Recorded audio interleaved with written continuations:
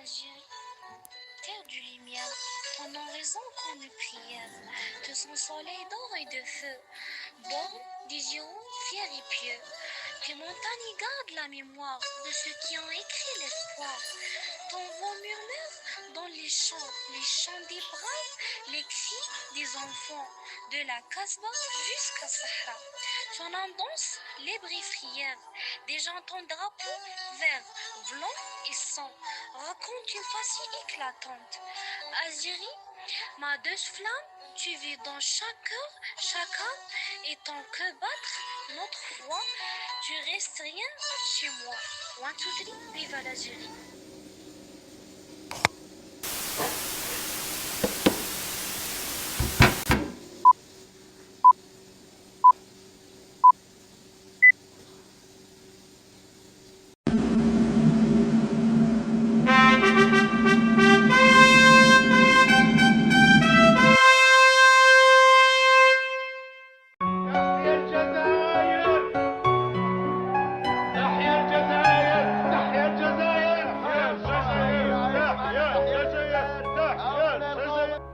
من أجلك عشنا يا وطني نفدي بالروح أراضينا قد كنا أمس عمالقة في الحرب نذل أعادينا وإن اليوم عمالقة في السلم حماة مبادينا من أجلك يا وطني أبطالا كنا لا نرضى غير الأمجاد تحيينا نزهو بالماضي في ثقة والحاضر يعلو ماضينا فجرنا الثورة من أزل سجل يا دهر معالينا والنصر الأكبر كان لنا مجدا من صنع أيادينا من أجلك يا وطني. Aujourd'hui, nous allons présenter un projet pour 10 personnages qui écrivent son nom dans l'histoire et nous allons regarder une vidéo sur leur histoire. La Casbah, cœur battant d'Alger, n'était pas seulement un quartier aux ruelles étroites et aux maisons entremêlées, c'était l'âme de la révolution algérienne, un refuge pour les héros et un labyrinthe où l'espoir se mêlait à la douleur. Ces murs blanchis à la chaux, ces escaliers tortueux et ces passages secrets étaient devenus les témoins d'une résistance farouche.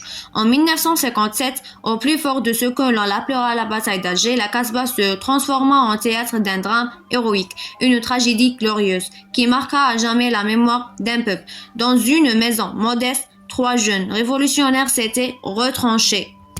Hassiba Ben Bouali, 1938-1957, une étudiante de 19 ans devenue l'icône d'une jeunesse insurgée. Malika Raed, 1933-1957, une intellectuelle courageuse qui quitta la sécurité d'une vie ordinaire pour rejoindre la lutte.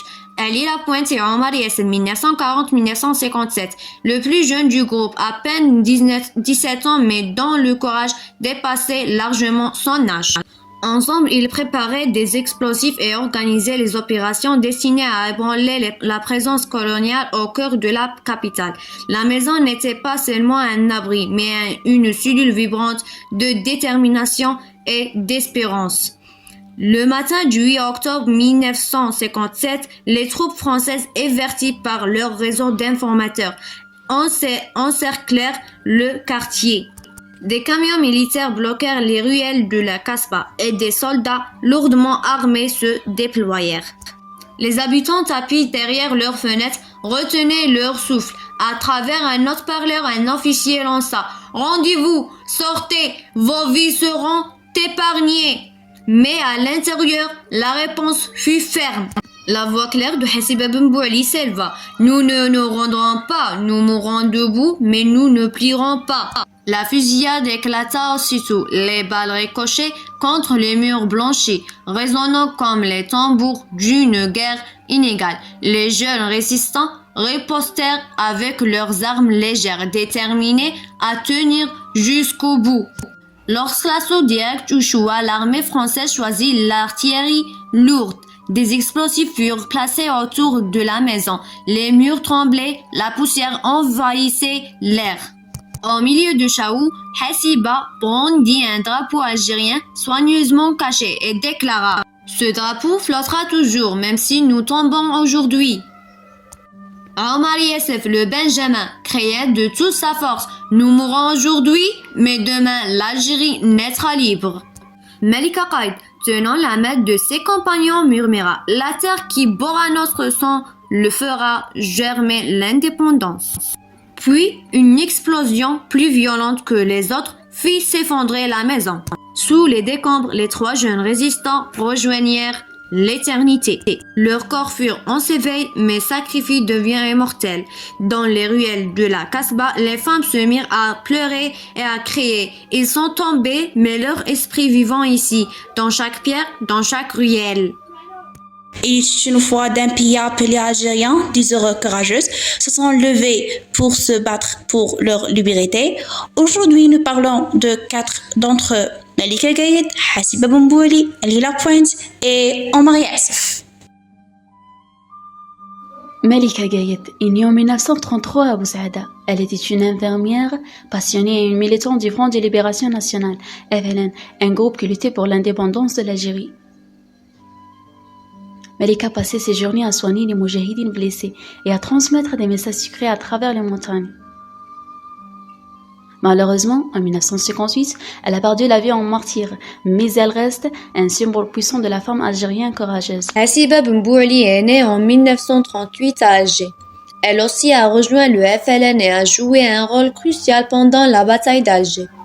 Elle transportait courageusement des bombes à des endroits stratégiques et aidait les combattants en assurant la communication entre eux. En 1957, elle a été tuée dans une explosion dans la Kasbah, un quartier d'Alger, montrant un dévouement exemplaire envers sa patrie, ce qui fait d'elle une héroïne inoubliable de la révolution algérienne. Ali Lapointe, de son vrai nom, Ali Ammar, est né en 1930 à Mila, chef respecté des combattants du FLN durant la bataille d'Alger. Elle était connue pour sa bravoure. En 1957, elle est morte lors de la même explosion que Hassiba Boumbouli.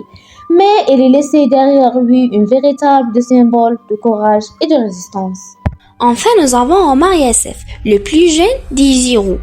Né en 1944 à la Kasbah d'Alger, malgré son jeune âge, Omar a été déterminé à aider sa patrie et transporter des messages importants et des matériels pour les résistants. Comme Hassiba y allait, il a perdu la vie en 1957, dans ces mêmes événements tragiques incarnant l'esprit héroïque et le sacrifice de son enfance. Ces histoires de courage nous rappelant l'importance de se battre pour nos rêves et nos valeurs. Ces 4 héros, avec leur bravoure et leur sacrifice, ont contribué à forger l'Algérie que nous connaissons. Aujourd'hui, ils resteront à jamais gravés dans nos cœurs comme clés exemples éclatants des dévouements et des